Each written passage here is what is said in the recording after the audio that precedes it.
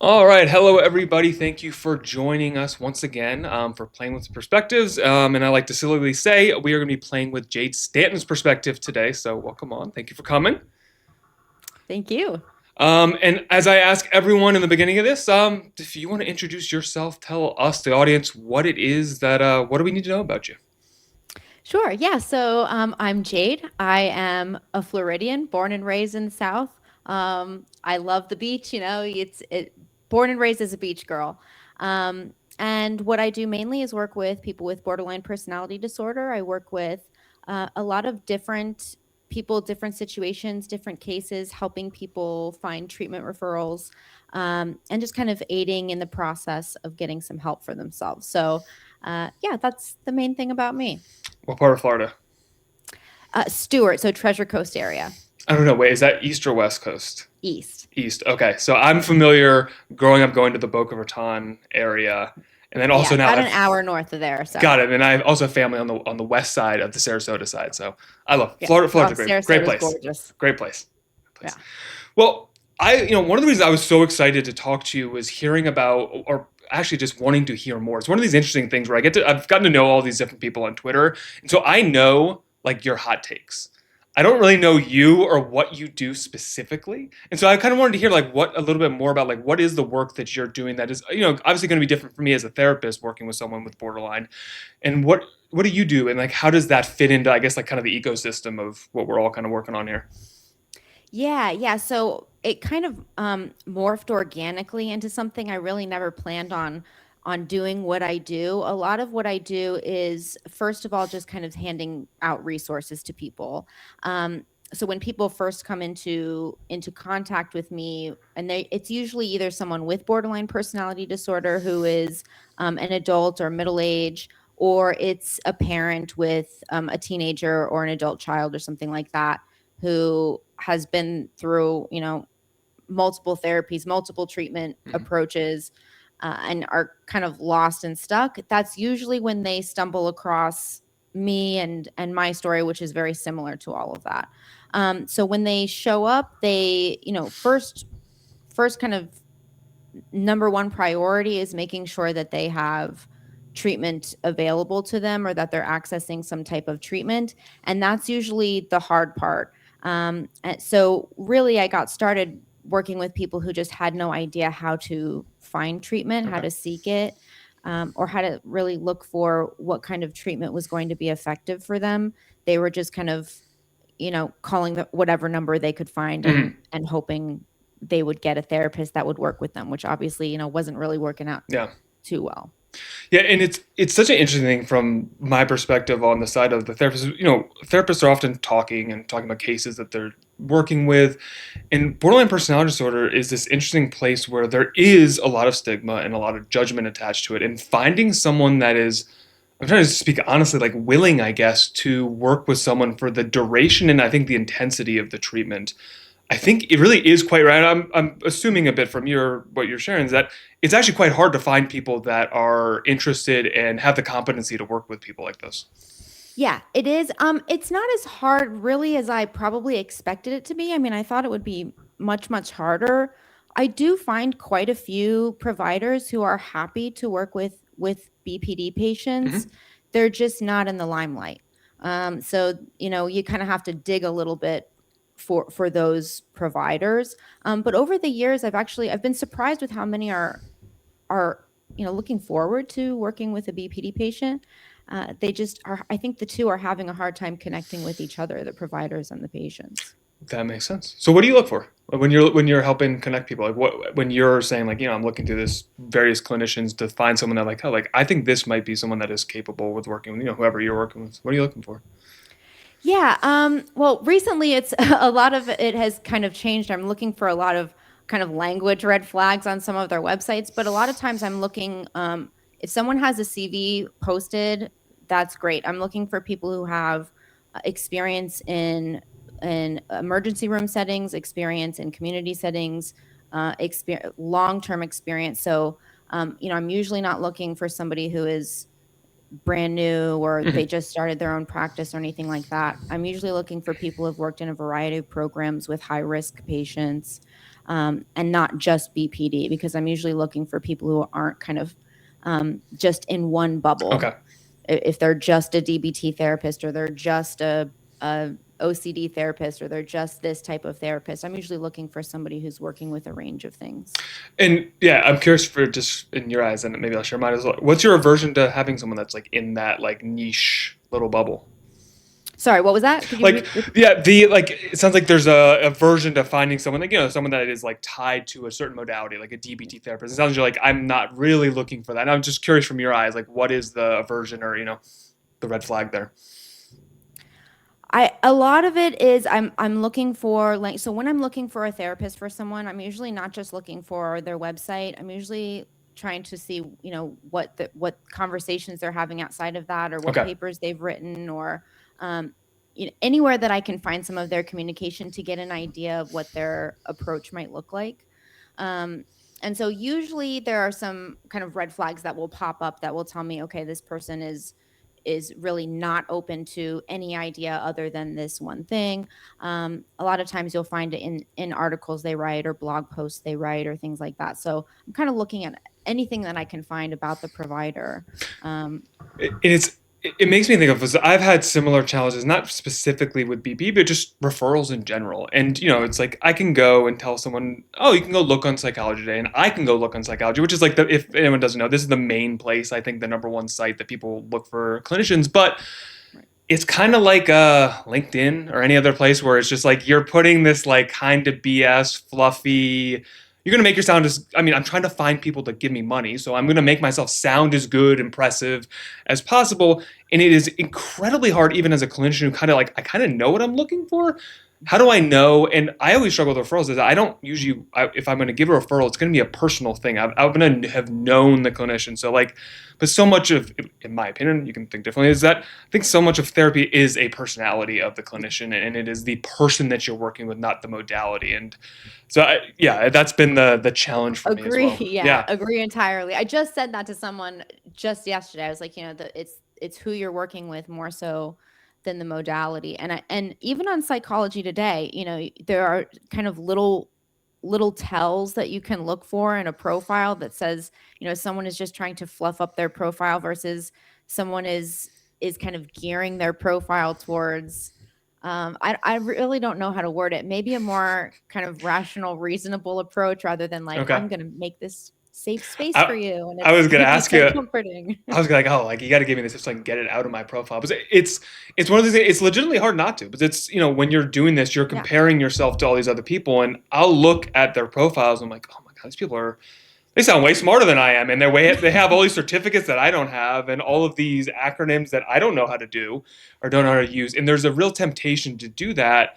And as you said, and this is something that was influenced me a lot in my thinking. Is there's something called the common factors model, where they research psychologists looked at like what makes therapy, and I think it was close to about 90%. Don't quote me on this one. I'm not the greatest with exact details, but just personality, and it came to that individual clinician, the relationship that they had, and it was like about 10% is modality, but that is the bulk of what is advertised. Is This is the modality that I'm using, and for clinicians, one of the biggest pressures we have is we're marketed towards of getting certificates and getting things. And I have a lot of thoughts on those different certificates, but I don't know if you have any thoughts on like these that program, the style, and the ecosystem that we're currently in. Yeah, I think the whole thing is a mess, quite frankly. The certifications, I mean, I can't tell you how many therapists I know that will, you're just showing up to a webinar and you're kind of just muting it and sipping your coffee, Yeah, for a you can couple turn your hours, and camera you're off. certified. Yeah, it Yeah. doesn't matter. So, and that, makes it much more difficult, especially, like, let's say I'm looking for someone who does have experience in DBT. Oh, sorry about that. Let's say I'm looking for someone with experience in DBT. Well, everybody and their mother has a DBT certificate, because that looks great on a website. But they, really don't know much about, sometimes the more certificates someone has, the less likely I am to refer them. But yeah, with the CEUs and everything, the licensure process, I just really think it's a mess. I don't think a lot of people are really getting an education. I think they're just kind of tuning out, and going through the motions. Yeah, and this was like another one of the many reasons I wanted to chat with you. Is because at least my understanding is you don't hold a license, correct? I do not. Okay. No, I do not work as a therapist. And probably would love to pursue that, but I Mhm. really just have been, I was disappointed even with my initial introductions into the education system, so much so that I was really hesitant to, go even further with that. Yeah, and part of I think my opinion as someone that holds a license is I don't particularly feel like my license holds much value to it. So just like my wife, and I'm very proud of this. She's also a social worker and just passed her advanced licensure test, and so I just kind of went through this process with her, um, and it was a joke. It didn't test you whether you were a capable clinician, and especially social workers. I was just talking about this on Twitter with someone that social workers, my understanding is currently are doing the bulk of the psychotherapeutic work in this country. And it is one of the most broad degrees like possible. You can be a politician, a policymaker, a case manager, or you can be a psychotherapist. And you have 2 years, and you have to learn how to do all of these things, and then you go take this test. And I get it. You need the gatekeeping, and the test is there for a reason. But again, it doesn't really test. Are you capable of doing the job of a therapist, which is essentially what this test is for? You're supposed to get the little fancy C at the end of your name that says clinical, and then so you can go do these things. But so much of my feeling is that my license and my education taught me, like, let's say 5-10% of, like, I think who I am. And there's some good things that I learned. Don't get me wrong, I don't like hate social work, but it's the things that I have done afterwards, and the reading and the consultation, my own personal psychotherapy that have, I think, made me into what I, hopefully is an effective therapist. But the degree itself is becoming to this place where it's worthless. And I kind of want people to know that, is that Yeah. it doesn't mean a whole lot. And shopping around for therapists, you can find, people, I want to see a psychologist, and maybe they're going to be a little bit better, but still, it really is a roll of the dice. And the licensure there's not a lot to tell from that, as well, the certificates as well. Yeah, I agree entirely. I think the way that they could train. Well, I remember when I was doing a training to work in the juvenile justice Okay. system, working with youth, and I remember they did like a week long training just on motivational interviewing, and it was the best training I had ever been to in my entire life because it was hands on. You were practicing things one on one in a group. Um, it was one of the best educational experiences I'd ever had. But then everything else that kind of fell into my where I was going with my career or the things I was doing or learning, it was just kind of, if you can pass this test, you can pass this Mhm. test. But people then knew nothing, and I hear this a lot from the therapists that are new in the field, or even, I mean, I know therapists that are 5, 6 years in the field, and they feel like they have no clue what they're doing. They just feel completely lost, and didn't have the education in the school to, they didn't get the experiences. I think the experiential learning is really lacking. Yeah, so I have a lot. So I supervised a lot of social workers coming right out of grad school, and something I would often tell them. It's funny, the timelines of is that it took me. I felt like about 6.5 years after I graduated to have any idea what I was doing. Um, and it was I had to some of it was I had to have the experience of working, and then I had to be able to then integrate these things, and then I also had to be motivated enough to like go through that process, because there's not a lot of help or assistance. Like it's like once you're out, you're expected to kind of already know these things, but the reality is you don't. And Mm-mm. it's interesting, as from the supervisor position. This is my thoughts on like where we need to go. Is we need to have a lot more essentially mentorship and Yeah, consultation, supervision for these people. I Is agree. that this is normal. This is a process, and coming out of school, I want you to think that you actually don't. I'll take it actually one step farther. It's not that you don't know things. You actually have to. I learned you had to actively unlearn a lot of things you Yeah. learned in school. So like, there's a lot of these right now, or I guess it's 15 years ago when I graduated, but it's a lot of active. I'm bringing things in. So I was working in a school setting, so it's like I'm going to create a fun group with a game, and maybe there'll be some therapeutic rules that will focus on a thing, and it's a lot of work. It's really like that Monday morning. You're like, oh, what am I going to do for group this week? It was like a real stressor, and Yeah. teaching people there are other ways to do this in which you're not doing so much effort and so much work. But we're taught that as a clinician you are there to go in and do something to someone and fix, cure, around this realm.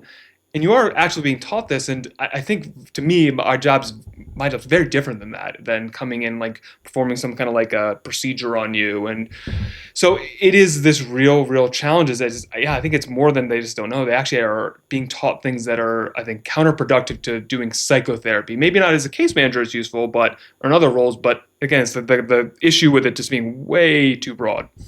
Yeah.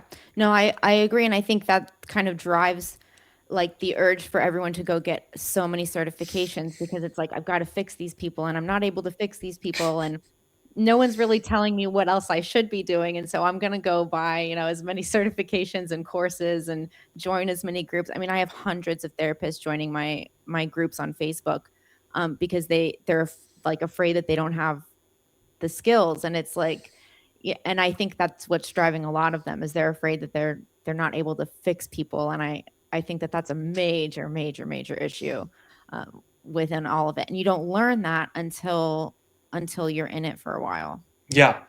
Well, you made me think of something that I wanted to ask you, and maybe this would be a good time. This idea of fixing someone, and maybe specifically with borderline personality disorder, what do we mean when we say that? When someone says that? Now, I think that's the wrong word, obviously, to use. So I'd be curious about, like, what are you, like, the trajectory of someone that is successful or with their treatment? How would you describe that? What does that look like?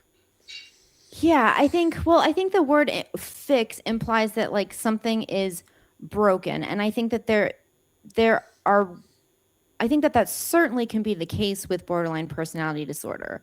Something is obviously abnormal and functioning with impairment. Something obviously is not working well Hmm. here. But the idea that we have to that there's a way for someone else to come in and kind of help you put all of that together, I think is backwards. I think rather than learning to fix, we're learning to kind of deal with life as it is. And so we're not trying to really fix ourselves or fix our life. I think we're trying to change how we are responding to things. Part of changing how we're responding to things includes changing the idea of we need to fix ourselves. So I think when we say fix, in the sense that like it's not a helpful word, I think that it's the idea of we need to go in and we need to control something. We need to take control over something and we need to uh, manipulate it in some way. Hmm. And I think that kind of goes against at least what was important for me in my own recovery, which was we need to kind of stop trying to control everything and allow and accept a lot of our issues so we can start to change them, not control them. It's such a it's not, and like it's hard to articulate this, but it's like a subtle shift in this that yeah, there's something not right and not working, but we don't need to fix it. And that's like a weird, it's kind of Yeah. a strange idea. And I think I posted something on Twitter, and just this, it's an idea that's been rolling around in my head, and it sounds like this is your idea of recovery, is just getting closer to reality and like learning how to work with it rather than like hoping and wishing that we were different or that reality were different. And that is, to me, so often people get stuck in this place of I just want everything to be different rather than maybe it's okay as it is and we can learn to live as it is and be okay with that. Yes, speaking of Florida, I think this is a perfect analogy for, our beaches keep washing away, Okay. right? The hurricanes come in, the beaches wash away, but our neighbors build the mansions on the beaches, Hmm. right? And they refuse to accept that like the beach is continuing to wash away. And rather than, and so they keep going back and they try to fix the house and they try to fix the house and they try to fix the house and these houses are just constantly under construction. And I think that's what happens kind of in recovery. We're trying to constantly fix ourselves. We're just fixing the house instead of accepting like we might need to move the house, Yeah. or we might need to learn to live somewhere else. And it's just kind of I think it also sends the message that with the judgmentalness, it's like there's something wrong with you rather than there's something wrong with the way that you're functioning. Hmm. Yeah, and I'm curious what you think of this idea. And this is I've thought about this with my own just like journey through life. You could call it recovery of certain things in my own life of that what I am and like my tendencies and let's say like my emotional tendencies haven't really changed that much. I have almost the way I describe it is like I've built another structure to then deal with that, and so that I can function in a way that is like works for me. So it's not that I have like again fixed or even necessarily changed dramatically. It's that I've grown like another part of me, I guess I might say, to then help me pursue the things that I want, and like so I can go out and get the things that I want. Yeah, I relate to that very much. It's it's kind of like, I didn't change myself. I just kind of added a little bit to myself. Um, and related to that other half of myself a little bit better. I agree. I don't see myself as changing all that much either. I mean, I still have a lot of the same personality styles that I had, throughout my life. It's just that now they're no longer so dysfunctional, or at least I know how to maybe stop them from becoming dysfunctional, Hmm. and impairing my life. And I think that's life saving. I mean, I think a lot of sick people really do feel like they have to change themselves and like change who they are. I think that can create some resistance to wanting to go into treatment in the first place. And when you were saying that, excuse me, it was making me think of all of the, let's say, the resistance that you get personally.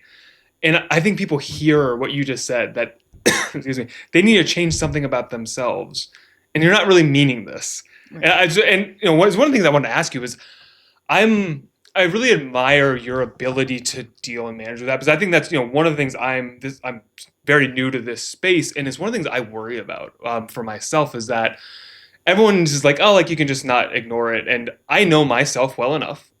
I do get upset when, especially someone that I've interacted with before, maybe in a cordial way, comes at me in a aggressive manner.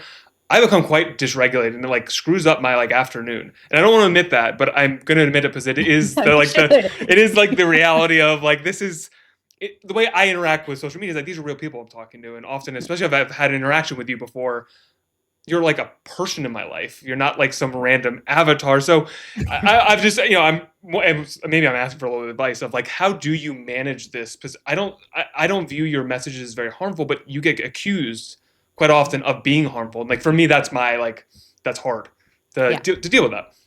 it is. I think people should have caution. I said that to someone recently. They were like, I can't believe, what comments you're getting. I'm horrified. And I'm like, what's the wild, wild west out here? You don't show up unless you're ready, Yeah. but it's, no, I mean, I'm human too. The comments sting sometimes. Or someone will take like a really personal dig, or they'll touch something that, really is a fear for me, or something that I feel insecure about, or whatever. It does. It will definitely mess with you. I have I don't know if it's some special ability I have to kind of just like detach better. I had a lot of practice in detaching with compassion, and I think that like in my personal life. Hmm. And I think I carry that over into online as well. But I have to be really conscious of how much time I'm sitting there dealing with it. I Hmm. really have to, if there's something going on where people are spam commenting me for days, I need to take a couple days off of the platform and forget that the internet exists for a Hmm. while. Because it can, as much as these are real people and we're interacting with them, I have to remind myself all the time, like the internet is not real. This is not, it's real to an extent, but it's not my daily real life. And so that helps me a lot. I have to constantly remind myself of that. It, I'm gonna ask about this question first. When you said detached compassion, what do you mean by that, just more specifically? Yeah, well, I think, if someone starts trolling me, I Hmm. can slam the phone down and be like, what an asshole. I can't believe that person. What a ridiculous thing. And sometimes I do. Sure. Um, or I can kind of put the phone down and say, like, I don't like what that person just said to me. I think it's ridiculous. But you know what? I say ridiculous things sometimes. They say ridiculous things sometimes. We're all kind of ridiculous sometimes. So let's just chalk it up to we're being ridiculous today. And I'll go do something, fun, or that makes me laugh, or something like that. I think it's different than detaching with I try not to build like bitterness and resentment. I think that Hmm. that's part of the extremism that we get into on the internet a lot, is where we're detaching from people with bitterness or resentment or animosity. And and the way I hear you say this is that there's no dividing line between like the us and them, and I think that's an interesting. I think about this quite often, and this comes from my experience working in schools where there was this huge like dividing line between staff and student that would drive me insane. And I see that causing a million and one issues. Where I think similar to your mindset is. I'm really not that much different than this kid. Like I do the same thing when I get upset. Like maybe I'm a little bit better at like regulating my like behavior, but at the base level, like they're not any different than I am. Right. Yeah. And that's something I look for in providers, for my clients and things Mhm. is someone who is not creating a huge divide between them and other people. I think we see it in culture. I think we see it, in therapy a lot. Not that your therapist, my therapist and me, definitely there's some dividing line there. Mhm. But it's not like I have some great handle on the human experience that you don't have. I think that's something to be cautious of. If I start getting that attitude, I kind of need to reel myself in a little bit. Yeah, I think one of the, like my red flags for almost any clinician is certainty. Is one of the things Mhm. that like I'm like, how are you so certain? Like I've like been doing this for a while now. Like I'm pretty passionate. Like, and I still, I'm like, I don't know, I'm terrible with time, but like almost like 16 years into this, and I'm like, I'm still like, I think I'm right. I think I can point to like why I'm doing what I'm doing, but it's still, it is the most, to me, I think it's one of the reasons I love the field. Is that it's so deep and it is so complex, and everyone you work with is unique and different and complex. And it humbles you. It is the idea that I could go in and be like, I know how to fix this person. I know how to do this. And again, go back to some of the trainings. You go to these trainings and they tell you, they'll be like, I did this one intervention with this kid and they were all better. And I'm like, why does this happen to me? Like, do I suck at this? Like, what is happening here? Yeah, I feel like they're only sharing half the story there. Hmm. Yeah, I think the certainty, definitely. I agree 100% red flag. And I struggle with it too. I mean, that's kind of one of my big blocks when it comes to like social media marketing. I just Mm. I can't bring myself to be that certain because I know that I could be wrong tomorrow. So you just don't want to embarrass yourself. Um, yeah, there's a lot of certainty, and I think it's I think it's just become more so, honestly, over the years. I think we're kind of very certain. What I see a lot, even in peer to peer, I see it in like therapist to patient, I see it in therapist to therapist. Everyone just knows that their way is the best way. Hmm. Yeah. It drives me fucking insane. And it's interesting because I would say, especially with the therapist to therapist thing that you mentioned, it's like in my head, I'm like, we should know better. Like, we should be able to identify that, like, we're doing the thing that we've studied our entire lives, and we're doing it, and it's rampant. At least in the social media landscape. Now, I think you mentioned this earlier, but I think part of the social media stuff, especially with like, I only really use Twitter, but I think there's a huge difference in like I get to see you right now. I get to see your facial expressions in real time. And so if I say something offensive or crazy, like we don't have these cues. So, this detachment that you said before, like this isn't real life. These are real people, but this isn't real life. And yeah, to me, these aren't real interactions because Right. there's so much that is missing from this interaction that would normally I wouldn't. I don't know about you, but I don't get into fights in my normal everyday life, and like people don't start screaming at me. And I'll say stuff like I'll say the same types of things that I say on Twitter. I try to be this Right. similar person, but I don't get the same response. And I really my hypothesis. So much of this is just mediated by the technology, and we think that we've gotten used to it, but I don't think we have. Mhm. Yeah, I think the technology is playing us for sure. I think that we definitely become detached. I mean, even if you were writing a letter to someone, you wouldn't write the way that you speak to other people Yeah. on the internet. And some of it is just shocking. I mean, your jaw will just drop day after Yeah. day after day after day seeing some of the things on here. From people that, yes, you expect to know better. Um, the therapists with therapists or whatever Facebook group. It was like a huge group, tens of thousands Okay. of people, I think, in there. And you would read things in there that were just, appalling. Um, Not that I'm immune from saying some appalling Of things, course.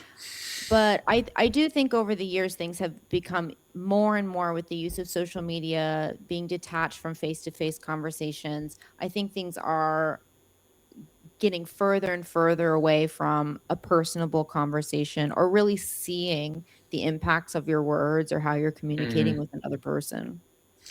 Yeah, and so one thing I wanted to ask you about today is like as you're doing this work, what do you see as someone that is again like in the field but in your own way? What do you see as a way forward? Like I'm sure you're partly what you're doing is trying to like push that new thing and try to make things better. But do you have any ideas or what are your thoughts kind of on that? Well, I think the internet isn't going away. You know, Hmm. I think AI isn't going away. I think these things aren't going away. I think a lot of things start in childhood. I think a lot of things start young as far as teaching people maybe how to use technology responsibly and with a little bit more critical thinking about things. Um, but I really I don't know what the answer is. I let's say I don't know even what some good ideas would be. I think a lot of it is going to come down to individual responsibility and how am I using my devices? How am I interacting online?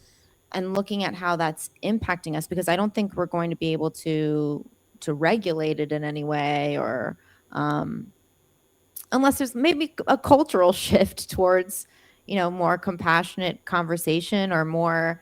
I don't even like the word compassionate conversation, just open conversation, diverse conversation.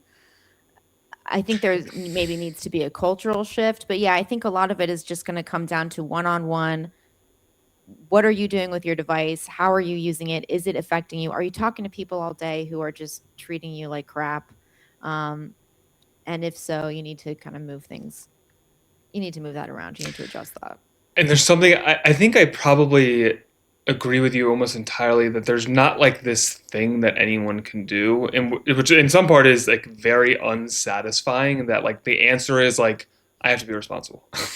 Like there's like, Yeah, no and kidding. and I mean that's I don't think that's often like the solution to a lot of our problems in life is that oh I have to be responsible, and there's something like very unsatisfying about the answer because it's not fast, it's not big, it's not special. It's just like okay I need to like I don't know. You like very often I find myself rewriting what I'm about to write on Twitter because I'm like, I don't need to say this, or I'll write something and I'll delete it Yeah. 3 seconds later. I'm like, that was just shitty of me. Like I don't need to make this worse. And part of this is, as we said, responsibility is that I don't want to deny that, like you said, like compassion is not the word I would think of either because like sometimes like I'm pissed off. I see Right. something that like personally drives me insane because I'm seeing like Right. someone's getting hurt. Like this is dangerous in my eyes. Right. This is a Right. harmful thing that's happening, and I want to push back against this. But again, it's like if I actually want to make this better, I have to be responsible in the way that I'm doing this. And I can't just fire at the hip. As good as that may feel in that moment, it is so hard. And I think it's one of these things that it's hard to sell. And this is like me. This is my thing. People always have lots of opinions on Jordan Peterson, but he's one of my favorite people of all time because Same. he sold the idea of personal responsibility, and I think that's what we're talking about is that that's a hard idea to sell someone, and he sold that. And I think we all suck at, or maybe I'll speak for myself. A lot of therapists suck at marketing and selling our ideas, and the ones that are good at selling ideas are usually not selling the good ideas. Um, and so, one of my things has been my recently is like we just need to get better. Like the clinicians that like are doing what I think are like the good, competent job, they're not good at getting their message out, and a lot of them are bitter about not having the spotlight, in my opinion. Rather than like you just need to get better. Like again, like the personal responsibility. If you have a great message and you think it's useful, what are you doing? How much time are you putting into this? And how are you actually investing into spreading this? Because no one else is going to do it. Like that's the sad reality that I feel like I keep coming to. Like there's a part of me that's like this naive little kid that like someone else is going to do this. Someone else can Yeah. do this. And it's Yeah. like no, I need to buy a camera, get a microphone, and start talking. And again, who am I? But who else is going to do the thing that at least that I want to do? And it's probably no one. No, I agree with you there because I will say even for myself, I'm even recent on Twitter. I have not been using this platform all that much until recently. And before I came on and started posting, I was starting to get very discouraged because I was not seeing a whole lot of good conversations Hmm. happening. And then I came over to X, Twitter, whatever, and I'm seeing people talking about the conversations that need to happen. And maybe they don't have a huge following, but the conversations are starting to happen. And I agree that maybe everyone needs to take some more marketing classes or something. That's fine. I'd say go do it if it means kind of changing the field or having an impact, a positive impact in the field. I also think it helps a lot of patients because the patients have bought into a lot of everyone who's certain about their nonsense. I've just heard so many crazy claims that are just nonsense, and people buy into that. So when they hear voices that are reasonable, when they hear voices that are highlighting perspectives that they have not thought about and they have not heard before, I really do think it helps them understand their own process better too, and understand how to maybe weed out um, some of the therapies that are not effective for them. You gave me the idea of what's the craziest thing that you've heard of the bad ideas. I was like, if you've heard some bad ideas, I'm fascinated. Ugh. Who knows? There are days my husband's like, "Do we have to talk about this again?" Because I just put the phone down. And I'm like, "You would not believe what I just read in a therapy group." Um, Man, the craziest things that I've heard. Not to take things too far into like the major fiery discussions these days, but the whole trans movement was really a shocker for me. Okay. Seeing a lot of practitioners who were not at all curious or interested in what might be contributing to someone's ideas or their sex change or things like that. I had someone who was really questioning. They were trans. They really weren't sure if they weren't, they were just in distress. Mhm. Like, I don't know if this is really the thing for me, and the therapist is kind of like pushing it. Mhm. Um, those types of things are wild to me, and I'll see those in posts where people just kind of shut down things that are valid, just clinical practice. I mean, just regular clinical practice, and Mhm. and I've had people say that that's harmful or that you shouldn't do that. And so um I just think there's a lot of kind of misunderstanding, and then I think there's a lot of I really don't know how to put it. I can't say that all of these people are just um you know naive to the idea that you're not supposed to push things on your clients, or you're not supposed to share your clients' information publicly in a Facebook group, in a um, you know Yeah, a it way that you happens. can identify them in Yep. 10 seconds. Um, I can't believe that they're all just naive. The amount that I've seen, I can't believe that everyone's just naive. I think something happens when people get online, that their inhibitions come down and they're not as careful. I think they think that people think things are private, and they're not.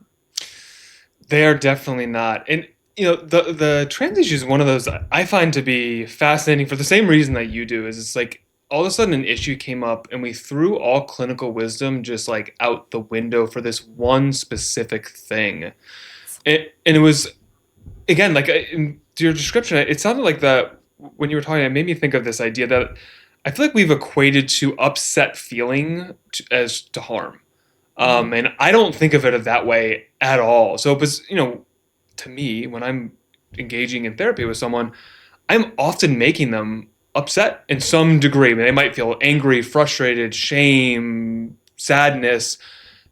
And in my head, I'm not usually like, oh my God, I did something wrong here. It's good. We're getting somewhere real, because if I see emotion, that means there's probably something real here. And now, obviously, I'm not trying to harm, like, I'm not trying to intentionally attack someone so that they feel these things, but that Right. the nature of exploring deep, uncomfortable, uncertain things like your identity when you're a teenager, a lot of feelings are going to come up, and that is not an indicator that someone is being harmed. And the challenge I think for a lot of therapists that tend to, my conception is that a lot of us are really agreeable, and we came from environments where a lot of us were hurt kids, and we want to help kids, Mhm. the people that work with kids. And I think the idea that you would cause distress, even if it is for their good, is seen as a harm. And it's like you need, it's hard. Like as therapists, we need to be able to have a little tougher skin and our own, something that I talk about a lot with, like, I think you talk to Patrick Lockwood a lot on X of just, we need to realize our own stuff and how even these feelings of these protective feelings that we have can actually be totally counterproductive to the well-being of our clients. Yeah. Yeah, I see a lot of, and God bless them. I know they really, really care about Yeah. people. But I have definitely had a lot of therapists either speak to me directly or, they've posted something about, they are desperate to help their clients, so desperate that like they're in distress over Mm-hmm. it. Um, and and so of course, I would not imagine that they're going to do anything that might rock the boat with their client. And so for people like me with BPD, it's like we're not going to go anywhere unless you're rocking the boat sometimes in therapy. Like our boat will just sink eventually unless you're rocking it every once in a while. So I think a lot of people are very afraid of yeah, I agree, harming the client by hurting their feelings. And then it puts them in this protective Yeah. stance that kind of just poisons everything. Yeah, and it ends up being this like really harmful thing, and it to me it often is what's happening. It's like the therapy relationship's getting reversed. It's Right. now it's Yeah. you as my client are helping me feel better as the clinician, and that's not at all what is supposed to be happening here. Is my feeling gets to go out the Yes. window, and I'm performing a task with you. Then like, I have a set of skills, and we're going to do a thing, and but it's hard. And I say this as a clinician that I try to do a good job with this, but it is so hard. And so this is something I always want to say to, like, I can kind of like shit on all these clinicians for not doing this well. It is something that is day in and day out, every single session, at least once I'll do something, and in my head I'm like, why the fuck did I do that? That was not helpful, or that was totally because I wanted to connect with them because it was something I was interested in, and I Yeah. just shouldn't have said that. And I'm not trying to say like I can never, any of us are going to be perfect. It's just that I'm very aware that I will do this. It's not an if. It's like I will do this, and so I kind of need to have part of me always on alert that I'm wanting something out of this relationship, that there's going to be a desire that I have to get something out of this relationship. And it doesn't really have to be bad. You just have to be aware of it. So in my eyes, that we can align these things together so that I'm getting something, I'm getting money, I'm getting a connection, I'm getting meaningful purpose in my work. And you're also getting something at the same time. And if we can align those things, in my opinion, at least, like that's where we want to get to. It's just if you're not aware of it, you're gonna think you're helping. Like I've had these moments where you get done with a session, you're like doing a little happy, and it's like, oh, I just feel so good, and then I stop. I'm like, does that actually mean this is like working, or like I just feel happy about something? I don't know is the answer sometimes. Right.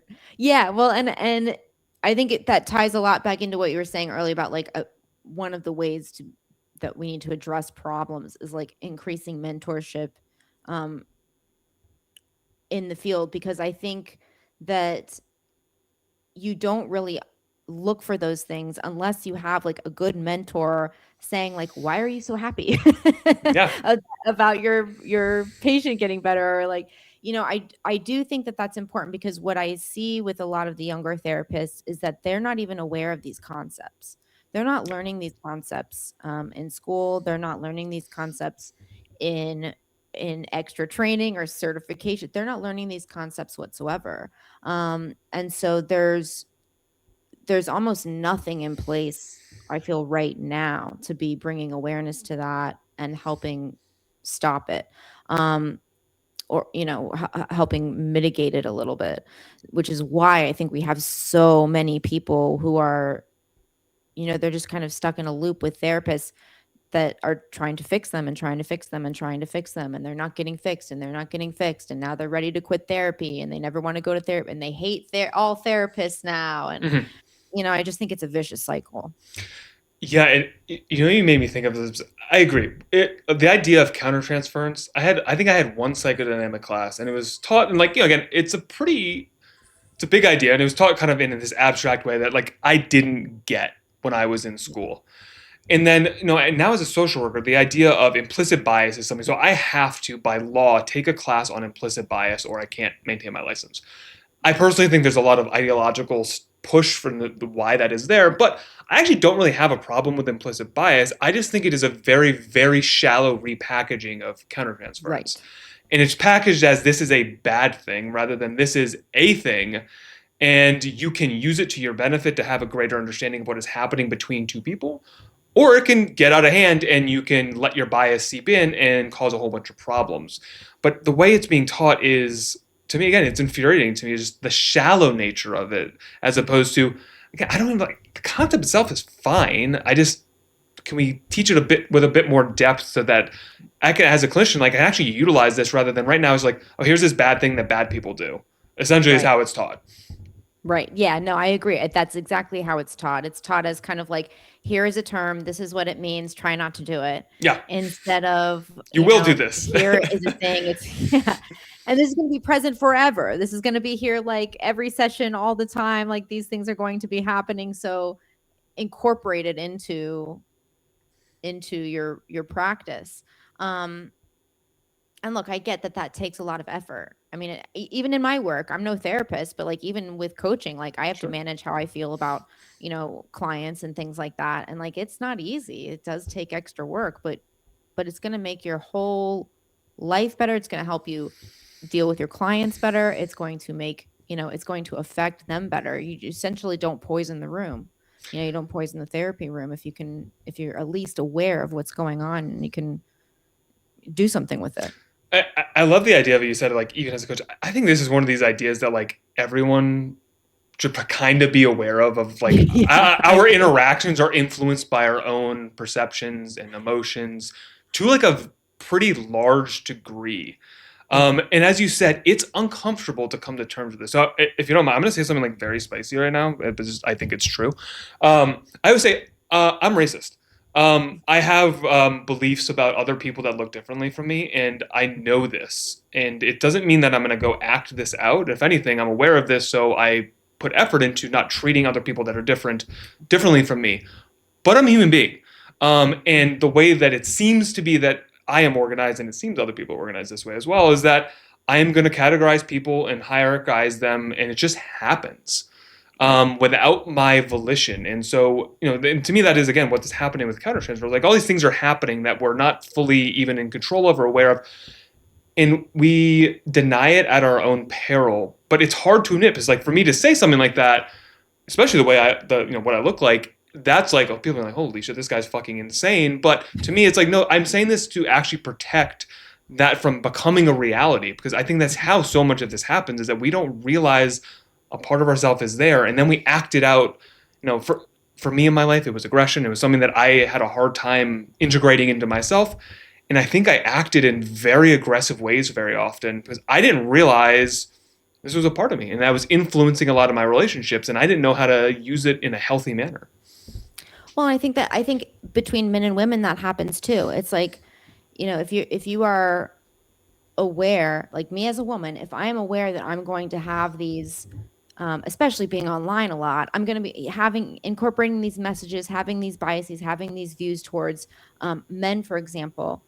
Better for me to be aware of that, Mm-hmm. and then I will be able to interact with men better than for me to just assume that I have, every man is a sexist, but I'm not, Mm-hmm. Um, so I agree with you. I think that the point is to help us ward off the evil, because the evil's in us, whether we like it or not. And I use the word evil, lightly. It is what it is. Whether it's good or evil, Mm-hmm. it's just the way that we are. The more aware you are of it, the more you can rein it in instead of allowing it to rule you. I agree entirely. Okay, I wanna add a nuance to what you said because I just read this thing about evil because I've always thought about this too. I'm like, what makes someone like bad as opposed to like evil? And I read this idea of it. And I want to see maybe what you think about this. Is that when you do bad things, like okay, those are like bad things, but evil is when you do bad things you don't take accountability for those things and try to lie about it. And like there's something to me that is quite different about doing something bad, but then covering that up and not owning the bad thing to me, I liked that idea because that does seem different to me. Yeah, I think a level of remorse or grief about doing evil um is the difference. Doing a bad deed. Yeah. I would agree. I've been watching these like interrogation videos, Okay. and it's so interesting to see how, when people are caught with a crime, how they respond differently. And of course the jury is going to, and the judge is going to respond to you differently depending on how much remorse you have or not. Hmm. And some people will commit an evil deed and, murder someone or something, and it's just kind of, there's not a lot of remorse, there's nothing there, and you view them as an evil person. But if somebody does the same exact crime and then afterwards they're thinking of like the victim, Hmm. or they're really just thinking not, oh no, poor me, but they're thinking, I did this thing that I just did is not good. It created harm. Um, yeah, I think there's a distinction. I think your level of repentance, remorse, ownership of what you've done really makes a difference. Well, and I think I personally like to make that distinction because that part, like let's say like and if you're Jungian, the shadow, or if you're Freudian, the unconscious, like that part of you, I don't view it as bad. Like, and that's what I always want to make. It is a thing that we have deemed to be bad or unacceptable. But in my experience, is like the integration or like the acceptance, or as we were talking in the beginning, like becoming to terms with the reality of like who we are. I've seen it be able to then leverage it into something that is wonderful. And so I always want to be cautious of people thinking that, and it's very common. And I do it to myself quite often. I'm like, oh, this is a bad part of me, and I will judge it in some kind of negative way. And very often it was like, oh, shit, I needed that part of me in this context, in this situation. It actually would have been a really helpful thing to have as a part of my tool set. That's what was one of the first things I loved about the DBT skills, is that I got to kind of replace. I do this all the time, is replace anything I'm looking at something as bad or good. It's like, was it effective or was it ineffective? Mm, Was it helpful or was it unhelpful for my goals? Now, if my goals are to like create havoc and destroy the world, then yeah, like it's pretty murder good. and pillage would be very Yeah. helpful. Um, but if my goal is to love others, if my goal is to have relationships, if my goal is to serve others and have this type of reciprocal healthy relationship with people, then is it effective to go yell at them or murder them or pillage them? Yeah. Probably not. So I really liked that reframe too. I'm a spiritual person. I tend to be a rather religious person somewhat. I would, when I look at things in good and evil, I can take them over to the spiritual sense. But I think day to day, I think it's really helpful for us to reword things from like bad, good to like, is it effective now? Is it not effective now? That's so. Is there like a name for that in DBT? So I am The not trained in DBT. non-judgmentalness skill, effectiveness. Well, effectiveness and non-judgmentalness. Yeah, Okay. they call them the how skills, how you Okay. do things, how you think. Oh, okay. So I have so many ideas that are aligned with this, and like I said, I've never taken a DBT training class, but it's always when someone's like, "Oh, this is the best," whatever it is. I'm always like, "Well, the best for what? Like, what are we talking about here?" Because it is so dependent on what you're trying to achieve. Like, it's one of the big things that's in conversation now is like this idea of like the red pill or like looks maxing, this type of thing that's being talked about. And my sense is like, okay, like there's some good ideas here, I guess, depending on what you want. Right. Yes. If you want Yes. to attract, if you're a guy and you just want to attract a bunch of women and sleep with them, these guys probably got really good advice. Like, you should probably listen to this guy. But if you, like me, want to have a family and like build something greater with another person, these is probably a horrible advice to listen to. And it's not that Yeah. they are good or bad. They are doing their thing and they're reaching a certain audience to try to sell a certain thing, and it's fine. It's a kind of neutral in some sense depending on what your goal is. So it's always asking people, it's like, I don't dislike any of the people that are doing this. I think they're a symptom of a bigger problem. That's why they're famous. But they're not necessarily bad either. They may be actually really helpful, and someone may need some of the confidence skills to be able to go talk to someone that they're uncomfortable talking with, and that's a skill that was important for this person. So rather, it's again this idea. I don't want to like say these people are bad. It's just Right. if you're taking advice from anyone, and that's whether that's online or even a clinician or a therapist, is like, what is your goal? And that is, to me, is like what that's the number one things you should be thinking about. Any decision behavior you make is, what am I actually trying to achieve? Because once you know that, at least in my opinion, the solutions are like the answer becomes actually really quite simple and not complicated at all. The hard part is actually figuring out what you actually want because we have a storm of like seven competing feelings that all are pointing in different directions at the same time. Agreed. I have most of the time I feel like we're all focused on our problems, but never really defining, the goal out of the problem. Yeah. And once we have the goal out of the problem, it's like now it's just a matter of taking the steps towards it. But yeah, I think that very much we struggle as a society, I think right now to stop judging everything else as like that's bad, that's good, that's right, that's wrong, this is wonderful, this is horrible. We're all really kind of in these extreme Mm-hmm. poles on everything. Yep. Instead of looking at like, okay, there might be something effective about this and lots of things that are not effective. I mean, I think it's perfectly effective, speaking of looks maxing, to go out and like try to improve your life to the best that you possibly can. Yep. Great. That sounds very effective, Mm-hmm. generally speaking.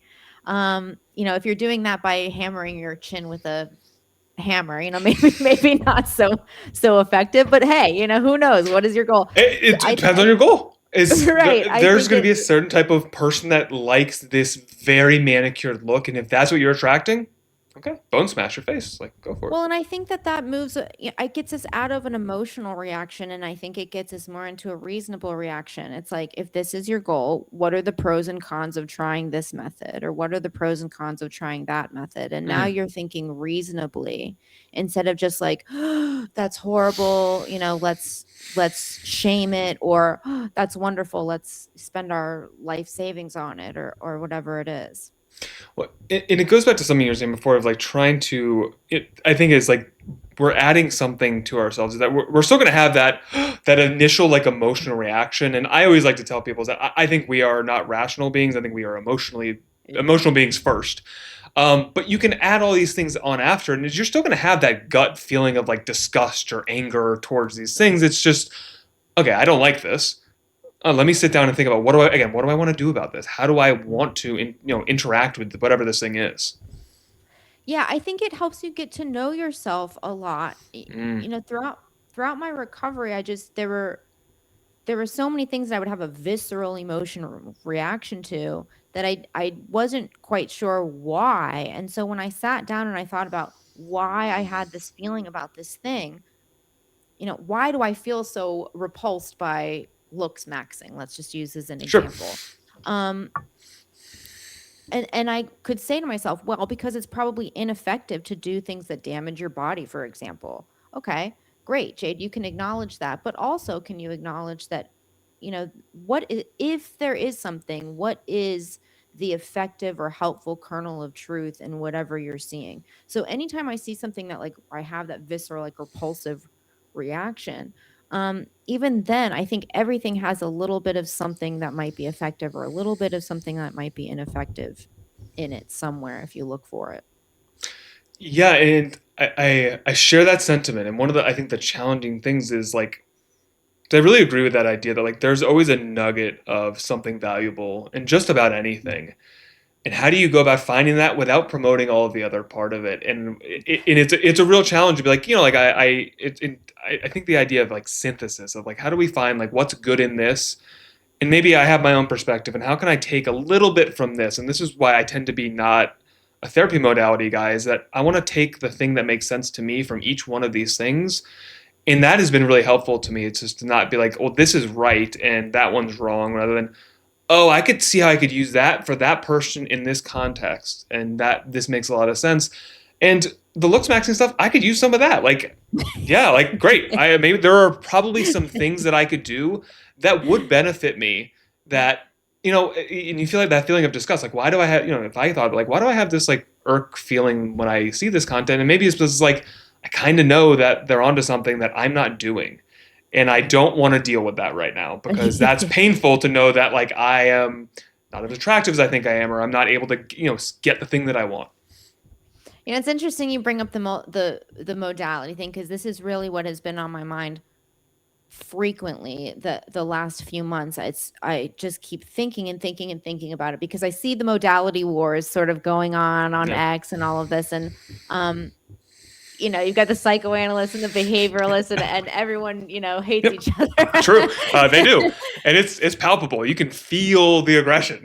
It can be rough. Like there are some, even like the jokes, it's like, "Ooh, that stings." Yeah, yeah. Um, but I am of the opinion, I mean, I don't know of a single modality that I'm truly, 100%, there's nothing valuable whatsoever in that for Mhm. anybody ever. Um, and again, that's kind of what I look for when I'm looking for practitioners, is people who are not going to box themselves into one thing or another. I think you miss out on a lot of humans are way too complicated to fit into one modality or another.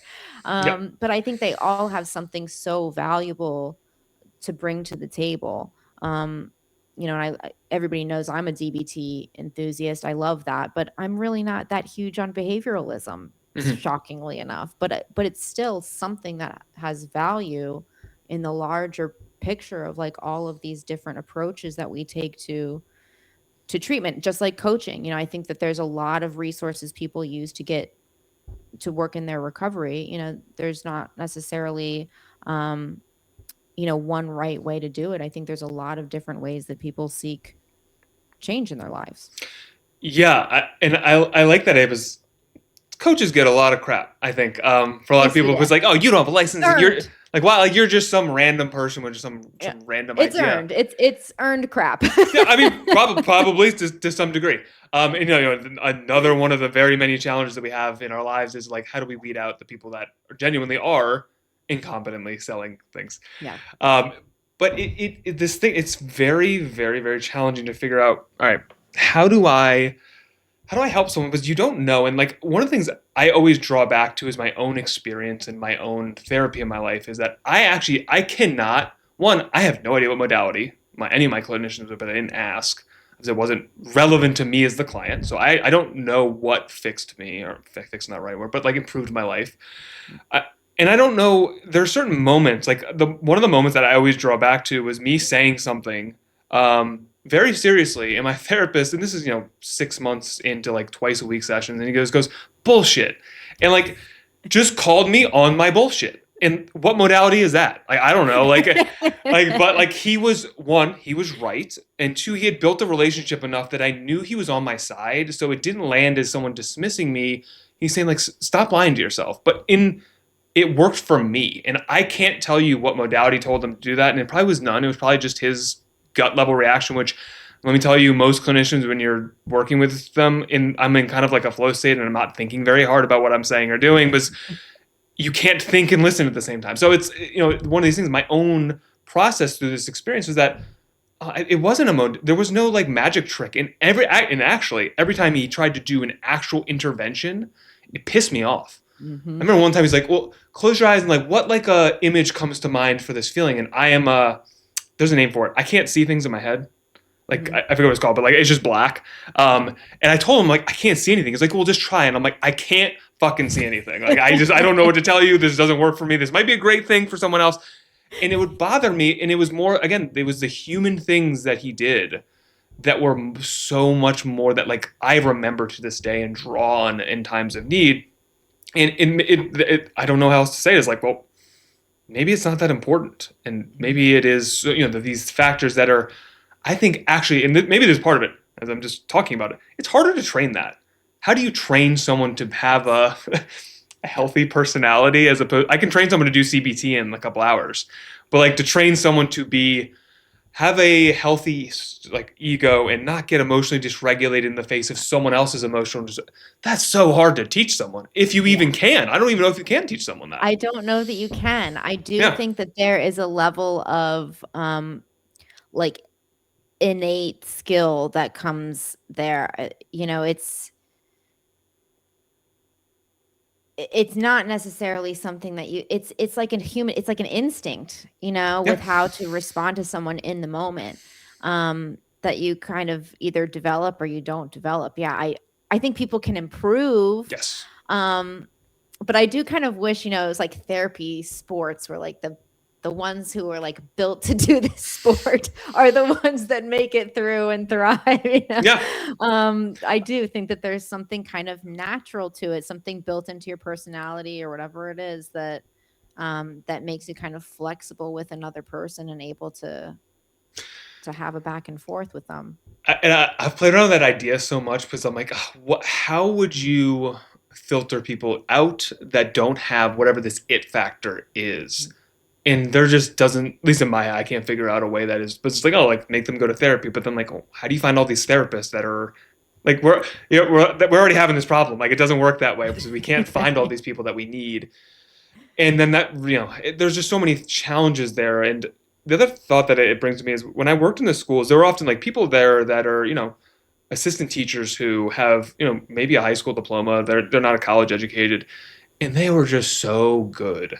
They Right. were so good at working with these kids that I worked with. Yeah, And I just worked with, natural. and they just had that it factor that I would describe. And like, they're not even trying.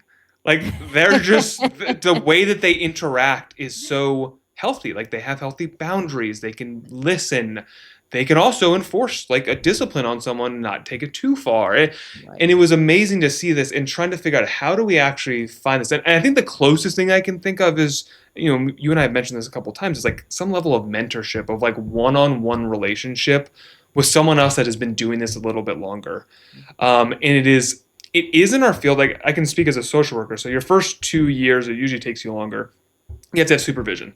So it's like required at minimum 3 hours a month, at least in Maryland, to continue your license. But then what type of supervision are you getting and how personal it is? So like for me, it took me 5 years and 11 different supervisors, not because I wasn't working, because my supervisors came and went. There was no real investment into me necessarily. This was just like another job duty that they had to do.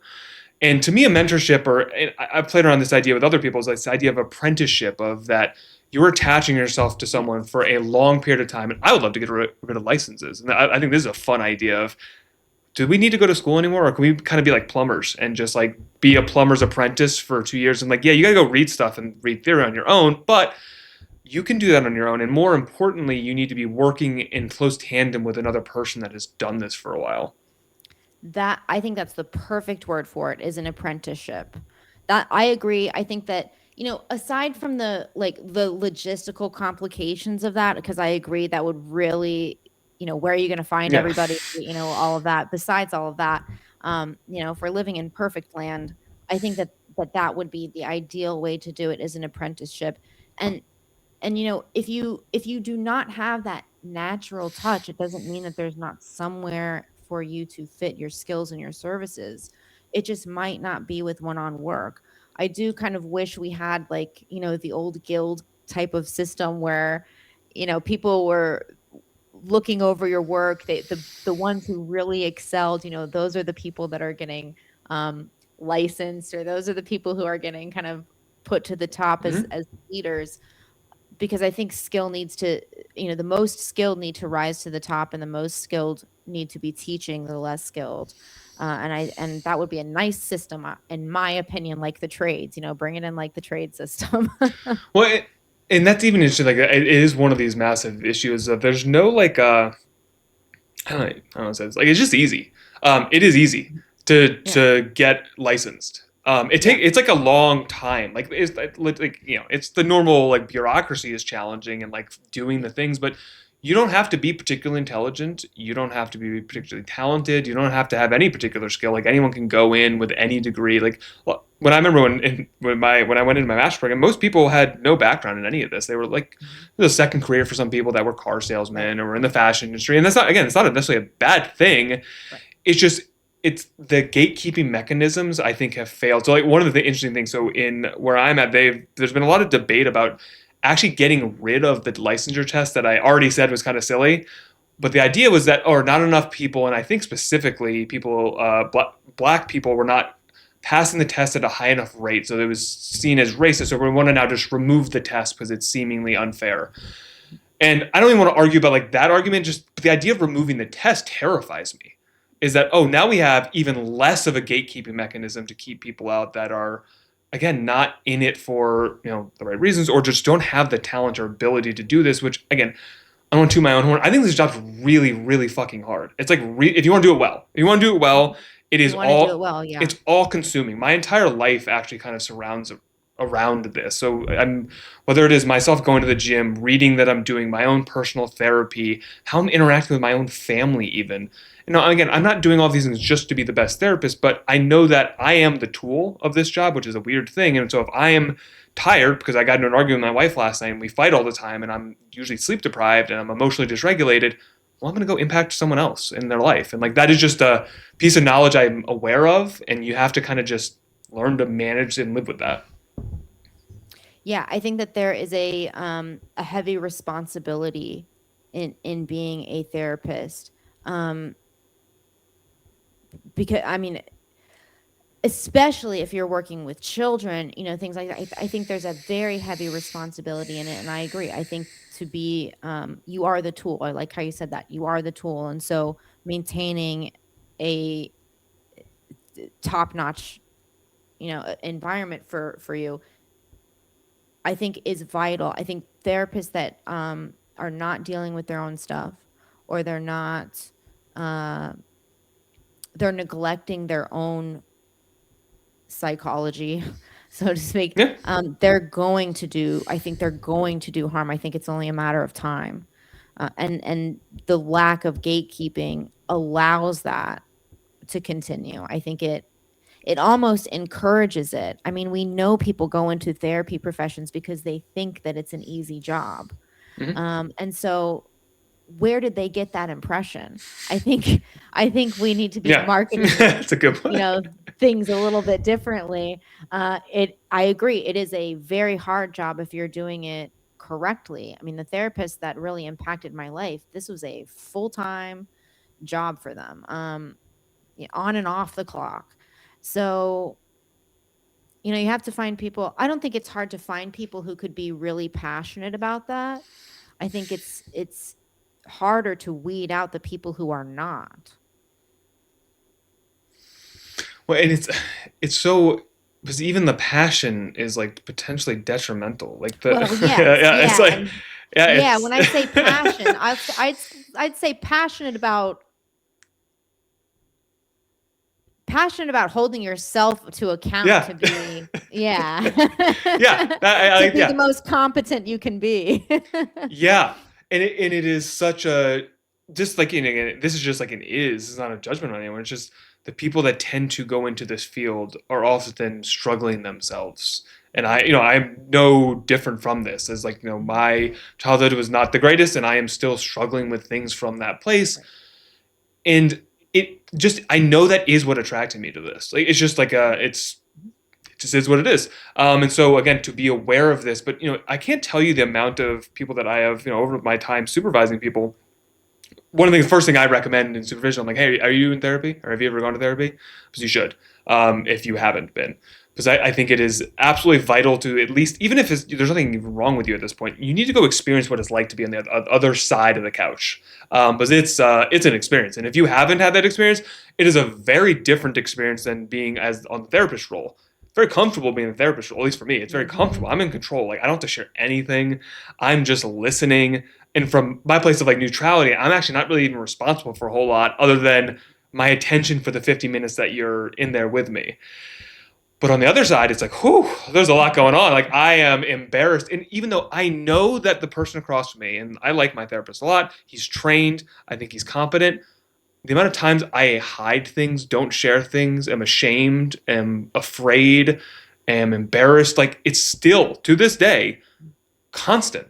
And I use this as my own like hygiene is like I don't ever want to forget that feeling of like this takes time. And it's nothing that I'm doing as it goes back to this thing as a clinician. I can't be pressured to be like, oh, it's my fault. This person isn't changing or something's not working. It's sometimes these just take time, and you don't.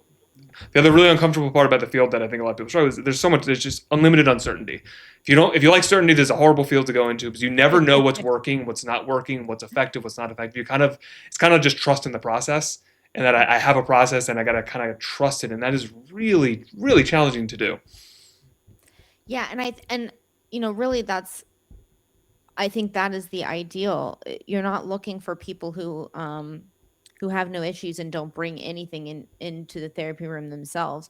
You're looking for people who are really ready to dig into some of that stuff slowly and a little bit at a time. But I think it it endears you to or it clues you into what your own patients are going through too. I talked to someone recently about, they're in supervision, and they mentioned that their supervisor had never addressed anything personal for them. Like, they're only addressing the things that they're dealing with, in the session with their patient. Um, but they're not addressing anything that is, like, personally coming up for Hmm. them. And I said, I think that there's a detriment to that. I think that if you're not bringing up your own stuff, then you're missing how you're impacting the space for Hmm. yourself.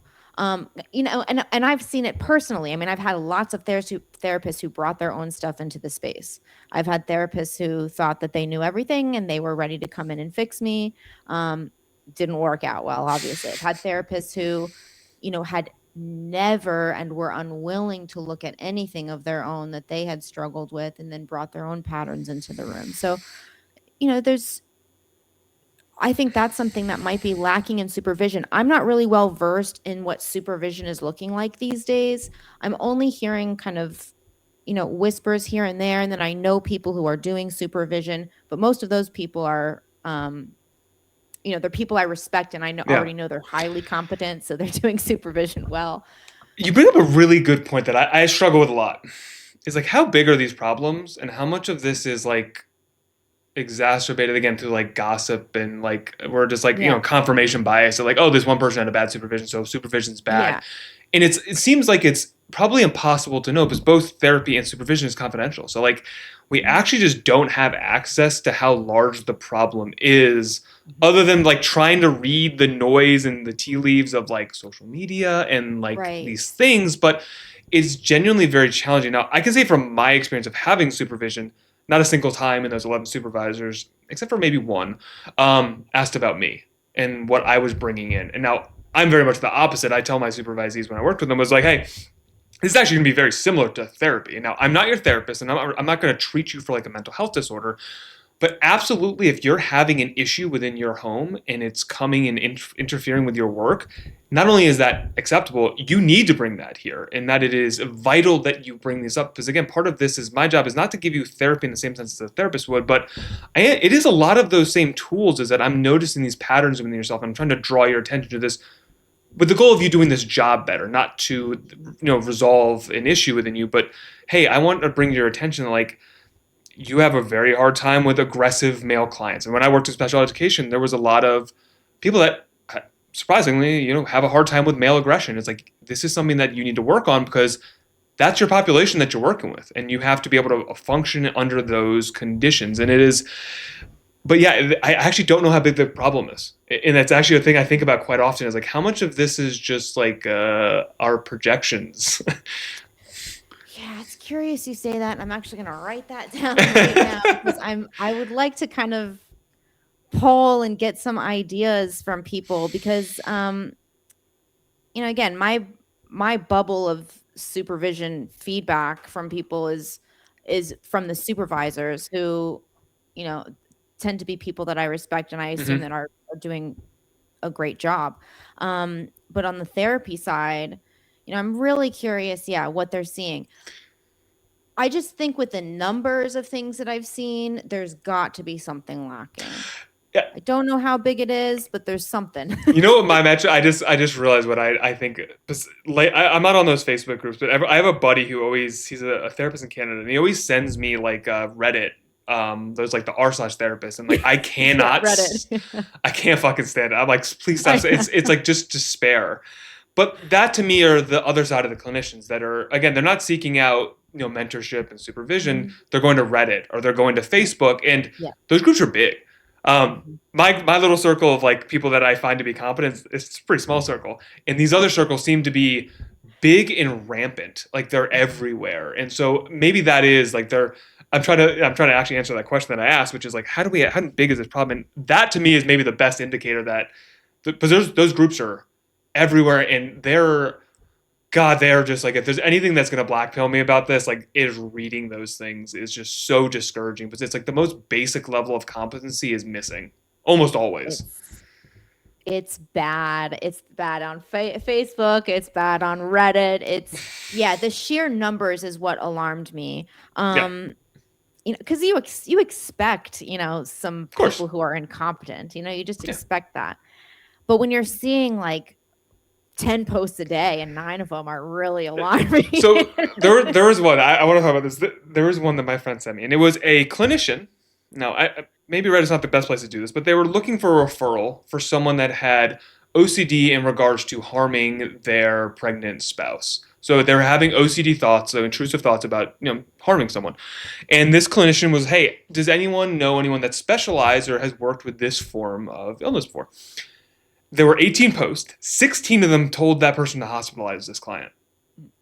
I'm like, they didn't ask for help. They asked for a referral. So, and none of you have lit eyes on this person Right, you to don't know determine like any of this, this person. and that they thought. And again, it wasn't even that like, okay, I get it, but that the basic level of training of like, don't intervene before assessing. Like that is like rule number. If you want to pass the test, anyone, always answer the question as you're going to assess before you do anything. Make sure you understand what's happening. And that 16 out of the 18 people that responded to this failed to do that was like, again, it was jaw dropping to me. I was like, I can't believe the quantity of incompetency that I'm seeing. Again, maybe it's concentrated to Reddit, but it is bad. No, it's definitely not concentrated only to Reddit, at least. First I saw like the big therapy groups, and those are the larger ones. Then I started thinking, okay, well, I'll check out some of the smaller groups and see what's going on. Maybe some of these people are kind of moving into smaller groups and Okay. getting away from the hype. And it was just as bad in the smaller groups, if not worse. And what I would see a lot, particularly in the BPD spaces, are those conversations. The last 3 years, they're all just telling each other, none of your clients have BPD. It's all autism, or it's all PTSD, or it's all CPTSD, or Mm, they'll diagnose other people's clients in the in the comment groups. sections. Yeah, and that will just go on for days. So it's alarming, and I don't know what kind of oversight there is for that either. I mean, I've seen flat license breaches of your agreements. You could lose your license over what you're saying on the internet right now. And there seems to be really no concern. It's happening again, I don't know how large the scale Sure, is, sure. but just pure numbers, it seems to be larger than I'm comfortable with at the very least. Yeah, and it's like so the first thing I think of like the licensure stuff. So have you ever tried to I guess like I can't think of the right word, but like call the licensing board and try to get someone in Like trouble? report Yeah, someone? yeah, report No, them. So no. I have. Um, it's a pain in the ass. I bet. Like so yeah, I think that's part of why it doesn't happen. Like it's just like, and for mine was like a very basic thing. Someone wasn't doing their paperwork, and like that's just an ethical breach. So I'm like, hey, if you don't do this by the time you leave the job that I'm in, I'm just letting you know I'm gonna call the board, and so Right. I did. But like you have to swear under oath and write it's very intense. Yeah. And nerve wracking. So I totally understand someone in a Facebook group is like, do I really want to like report this person in the Facebook group? And what's going to happen is nothing's really going to happen. Honestly, is that they're going to get a slap on the wrist. And should someone lose their license over that? I mean, Yeah, it depends on what some of them say, yeah, but some of them I just wonder, like, who is yeah, there's no oversight for how you're doing. If you're in your own practice and you're out on the internet and you're saying the wildest things that yeah. are clearly unethical, there's nothing that's going to happen. There's no oversight unless No, someone personally reports you, like a yeah. client or something. Yeah, Um, and to me, it's. I was just thinking, it's not even what people say. It's the lack. It's the judgment that they thought it was a good idea to say it in a public forum that bothers me. It's not the yeah, things that are said, because that's the scary part. yeah, because Yeah. I have those. Like the idea of like diagnosing someone else's client. Guess what? Those ideas pop into my head Oh, too. sure, Also, I sure. just don't say them out loud, or I say them out loud to someone that I can trust and that I know won't leave this circle. Like, Right? You're like, I'm not going to go tell this no, person what I think that they have. Yeah, and again, I don't know if it's just naivety. I think for a lot it is, but I can't use that as an explanation for everyone, because everyone can't be naive to why, why this is not appropriate. Um, so I just don't know what it is. I don't know if it's if it's kind of lacks education as they're getting into the field about ethical considerations with social media. I just don't know what it is. So what came to my mind is, and I think this is around the same route we've been kind of talking about. I think a lot of it is just like uncertainty and anxiety. It's like, let's say like these clients that they're saying don't have BPD actually do have BPD. Well, you're in for a challenging client, and you might be very uncertain and scared about the process that you're undergoing with this person because it's chaotic. It's not quick. Like these things that we kind of tend to know about BPD treatment is that it's going to challenge you, and if you don't have appropriate mentorship and those kind of things that would help you throughout this process that I think are necessary, well, I'm going to go to Reddit because maybe my supervisor isn't helping me, or I don't have any of these other tools. So part of what I'm hoping to achieve at some level, which I don't really know what it is, but creating something to give people more support rather than, and I don't want to just attack these Reddit groups and be like, oh, they're all terrible. I bet there's a lot of really good people there Hmm. and that are intelligent and passionate and care and are just don't have the support and are overwhelmed and they don't know where else to go because where else do you? I mean, where do Right. you go? Like I know, again, I've made contacts through a bunch of effort of networking on social media that I think I could find some stuff now. But 5 years ago, Right. where am I going? Who am I Mhm. talking to? When I was in the field at 26, like I was put in charge of like five special education schools, and I'm like, I don't know what I'm doing. And I don't know who to look to because apparently I'm the person who knows the most in my organization. So I don't even know where to find help.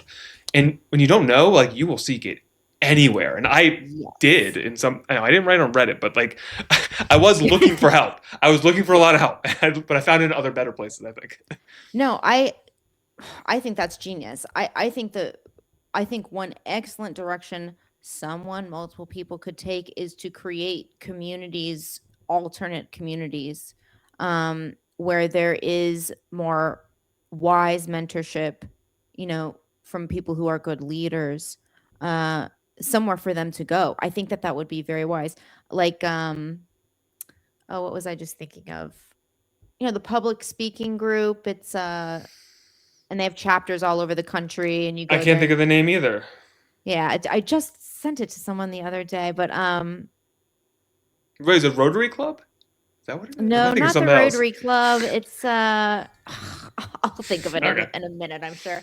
But anyways, that they, you go to the club, you Hmm. learn how to do some public speaking, you get to see other people who have been in the club for years doing public speaking, you get pointers, you get feedback about your speaking.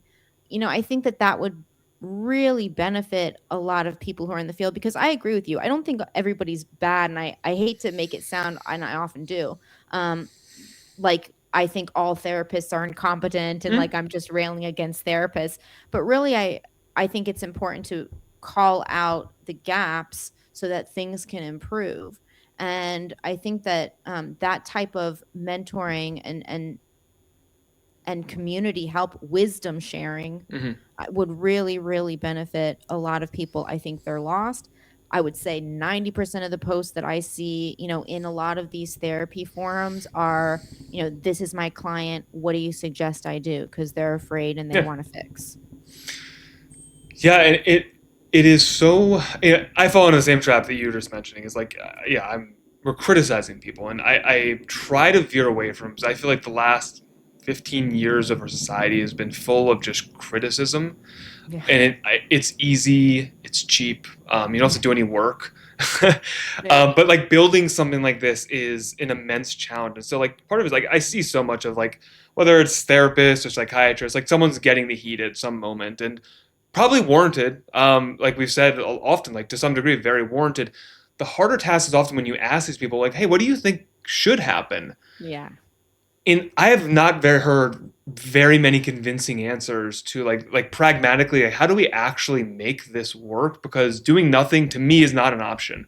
That's a much worse option than even where we're at, which isn't good. But I like being effective, and so just burning it all down. I'm definitely not a revolutionary in any sense. That like, well, what comes after? And unless you have a really good plan, and like the motivation to then see that plan into fruition, it's gonna be worse because it's just that's just my experience and my take on like this life and history is like it's really hard to build effective things. It's really hard. Yes. Yeah, and I think that some type of apprenticeship program right through school. I mean, if you can funnel people right from their school into some kind of long-term mentorship program right out of that, I think that that would be extremely beneficial. I think community is really important. We're never going to be able to afford like private supervisors to follow everybody, each therapist around and help each Yeah, single one of them. I think that it's probably going to come from a community-based type of solution if it comes at all. But I agree with you. I think that we need to, as much as I love criticizing people and find that's fun. humor in it, That's fun. yeah, where are the solutions? What are the solutions to this, and how do we start brainstorming bad ideas, good ideas? Any ideas are better than nothing. Yeah, and it is the that's to me like the $1 million question is like again, what do we do? What do we do? What do we do? Because there are so many problems, and to me at some level, like it often feels like when you go on Twitter, it's like we're like, oh, I'm rehashing like last month's thing that we all criticized. It's just, guess what? None of us figured it out how to like do anything about it. So I guess we gotta go back down Still that no rabbit hole solution. again, and and argue about all the problems again. Yeah, it really is. It's so interesting, and I would love to have is not just and let's say maybe there's some talks with some people that not just licensed clinicians. Because as we were saying before, I think some of this is that there's a place for coaches, and I'm definitely on the side of clinicians that says I don't think psychotherapy is the only place you can change. I think that is a ridiculous notion, and I like that this is like the change spot. Now, I think it's very effective, and you can do certain things you probably can't really necessarily do other places, but some people don't need that. And this societal notion that like go to therapy for that, like this reflexive go to therapy, I think is ridiculous. And there's a place for a coach. There's a place for a DPT skills trainer, like all of these different modalities, or just I don't know, like community groups where people are getting together to play and do activities. Like Yeah. that would be a great alternative. So like thinking that the solution isn't one thing, and that we have to I think be a bit more have a bit more humility that there's a lot going on here, and there's a lot of room to grow, but we have to put in the effort and be vulnerable to be like, hey, I got this idea. I have no idea if this is going to work or not, but like let's see what I can do. Yeah, I think I agree. I think we have to be flexible. I think it's going to take a lot of different things from a lot of different directions. I agree entirely. It's never just one answer or anything like that. And where I come from as peer coaching and things like that is, my concern is how do when we're looking at the people on the ground who are having difficulty accessing resources and they need competent therapists. Most of the people I work with are like, there's super complex cases. Most of the therapists they've had are not competent to work with them. The only therapists that are competent to work with them are, a handful. Mm-hmm. And they're even hard to find. How do we get all of this into the hands of people as well? And so I think community groups, I think, community actions, I think all of that really needs to increase, at least for us as a culture as a whole, I think. Um, we need a lot more community. I think that community services, community supervising, community mentorship, community whatever it is. But we need more of those things for sure. Yeah, and it's the shift that we're talking about is the shift away from essentially burning bridges and criticizing each other to building bridges with people that even that we Right. don't fully agree with, and that Right. maybe having a different tact or different strategy, a different perspective on how to handle these problems. And I think maybe to tie this together is to wrap up and to be able to not that our own gut feeling that we're having that often is putting that person at odds with me is that, oh, I'm having a visceral reaction to them because I don't like that one thing they said, and I'm writing them off entirely and not seeing that maybe they were the right person for this job and I'm not. And like, how can we make sure that I don't throw you out? It's just let's find the right place for you, because there is just this is kind of my belief about people is that people have a role that they are can play in this world, and so much to me is just how to find that appropriate role in life can be really challenging, and we don't help each other out very much to like help each other like pull out our strengths and be like, hey, you're really good at this, like why don't you work with this population or do this very specific thing that you need a certain type of person to do. So I don't think I would be a good DBT coach, like being that directive active person that is telling you what to do. Like that's not my personality style. I wouldn't do well in that. We need someone that is able to do those things. Yeah, I agree. I think no matter how incompetent you think you are, or how insecure you are, or whatever. Yeah, I agree. I think everyone has a place. I mean, I know even in the peer spaces, there are some people who they know nothing about recovery. They're just starting therapy. They're in a rough spot. They feel like they can't give back to anybody or anything. Even they have a place. They serve a place in the whole recovery group. So, yeah, I think everyone does have a place. Everyone does have skills that will benefit us if we listen to each other more and stop kind of canceling out ideas. Some of the best posts I see on X are from people that I wholeheartedly disagree with, but they've got one thing that they say that is just like, that's genius. That's a fantastic idea. You would be Yeah. great at that. Yeah, and a lot of those people that I hate on Twitter, because I do, again, I'm just gonna be real, like they drive me insane. Yeah. A week later, I'll be like, oh, fuck, they were right. Like, and we'll there was, I still don't like you, but like, there's something that you said that was like, they had a point, and I just didn't want to see it at that moment. Thank God for X. It'll show yourself all kinds of things Oh, on it it. certainly will. Well, why don't we kind of wrap up here? So, thank you so much for the conversation. I've been Oh, really my looking pleasure. forward to Thank this. you. It was wonderful. And then just if you want to plug yourself, where to find you, your services, and all that. Yeah, you can head over to jadestanton.com. You could set up a free call. If you've got any questions, if you have want to go onto the referral list for treatment, please get in touch. Always looking for good referrals. And I look forward to anybody who contacts. All right. Well, great. Well, thank you again. Hopefully, we'll talk again soon. Thank you. I look forward to it. See ya. All right. Bye.